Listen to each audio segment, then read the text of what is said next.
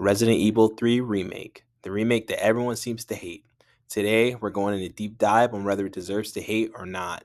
We will also be analyzing this from the perspective of not playing the original Resident Evil Nemesis because I have not played it and I want to see if outside the original title, is this game as bad as people say it is. To start with, I think this game looks incredible. Raccoon City on fire, everything's exploding, the whole place feels like it's minutes away from total collapse. I will say the atmosphere does a lot of heavy lifting. The smoke, the neon lights, the buildings, most of the scenery in the area, it's very dramatic, and you get the feeling that you're in danger constantly. No time to relax, no time to think, you're sent straight into survival mode, but at the same time, the map to me, which I am comparing to RE2, doesn't feel the same. It doesn't make me feel the same eerie feeling as I once did in RE2. The fear that a zombie could jump out from anywhere, and the fact that Mr. X could go almost anywhere that I could, and almost nowhere is safe, is something I feel RE3 is lacking. You are on the streets of Raccoon City, but you realize very soon that there's 2.5 blocks with not a lot of accessible areas, which is really a bummer. Eventually you do find yourself inside RPD, although it's with Carlos. A good majority of the areas that were available are now blocked off, and you're inside RPD for about 30 minutes. The only areas you can mention in this game is the sewers, the hospital, and the Umbrella Underground Lab, which aren't bad, they're just not the best. Talking about how characters look, I think Jill Valentine looks great, which honestly we can thank the RE engine for that. But along with that, she's very tough, sarcastic. Although I do think some of her one-liners don't hit like I think they were intended to, but I think she is good character overall. For the entire story, she's trying to do the right thing. Carlos is super cool. I like his character design, and while he has his own thing going on in the story, I do think he meshes with Jill's character very well. Mikali is really weird because you meet him once, and the next time you meet him, he's blowing himself up on the train. I thought that his character would do more. Plus, when he sacrificed himself, I didn't really care much because he didn't really have much involved in the story that, your main character Jill was really going through. Nikolai was very boring to me. His shtick is basically to be the sub-villain of the story and hinder Jill in her quest to create a cure for Raccoon City. He does do a good job at that. He fails at every opportunity and does something that's pretty dumb in my opinion. He was nothing character to me. Gameplay wise, this is a survival horror game. That is when you actually get down to the gameplay. The first half hour of the game is constant cutscenes, but once you finally do after all the scripted events, I think the game has a good bit to offer. Combat is fun, the dodge mechanic is something I actually liked, but I will admit, once you get really good at it, the fear of most of the enemies really disappears, which isn't a bad thing, at least not 100%. One section I would really like to mention is the part where you play as Carlos and protect Jill in the hospital. This part was actually difficult, and I found myself actually having to lock in.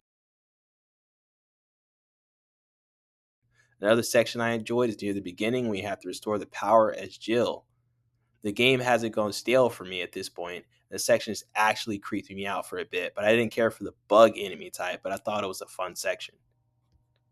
One enemy I want to highlight for being especially bad is the hunter. I hated them. Every time I saw one, it really pissed me off. They have bad animations when shooting some of them. When you shoot them, they don't stop their animation sometimes and they one-shot you. And on top of that, they look pretty goofy. I read a lot about the sewer section being the section that holds people back from replaying the game, and I see why. I absolutely hated it. Multiple hunters with terrible animation, and honestly, there's just not a lot to do down there. And finally, onto the big bad of the game, from being subtly hinted in Resident Evil 2 Remake, Nemesis. Am I?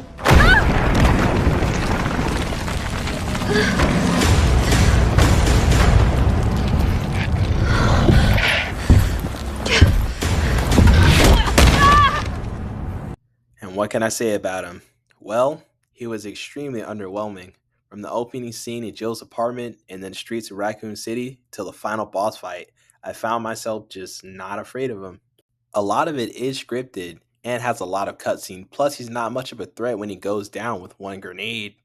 Or I can really dodge him one or two times and run around him into the next area. Why should I be afraid of him? What threat does he really pose to me? Partly because of the dodge mechanic, but mostly due to his presence during open gameplay. During transitioning the streets, he does pop up every so often, And when he does, it feels like you have to make the decision between am I going to fight or am I going to run? But eventually, and this happens very quickly, you realize a lot of these encounters are meant to happen and it turns into okay, what is he scripted to do this time? I think for me, the absolute worst boss fight is the construction building one, which it felt very uneventful. When you start running up the building, if you can call it that, if you turn around, he really isn't chasing you. It's because it's scripted. Sure, things happen, but they don't feel worth much. During the boss fight, I didn't do much to win. It was hide behind containers and shoot the gas tank on his back. I didn't even get hit once during this fight. And after you finish it, you get into another cutscene. The next fight you have with him is in the clock tower. This fight was slightly better, but not really much of anything, really. All he does is run around until you shoot him with a grenade launcher and then light him up until you get to the next cutscene. And not to mention, from my perspective, Nemesis turned into a dog wolf thing for no reason. It's just a thing that happens for no reason. This area is probably one of the coolest areas we've been at in the game, but it has such a subpar boss fight. By far, my favorite boss fight is when you're fighting Nemesis in the Dead Factory. This fight actually feels challenging. While you have Nemesis attacking you and other zombies are also ganging up on you, attacking you constantly, and you have to locate which number to shoot while not dying.